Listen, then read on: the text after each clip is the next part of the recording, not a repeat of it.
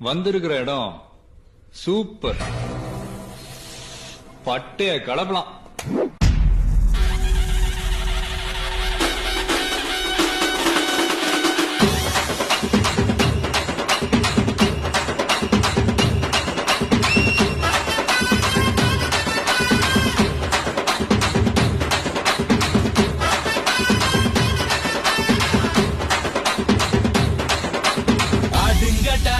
என்ன சுத்தி நான் ஐயனாரு வெட்டு கத்தி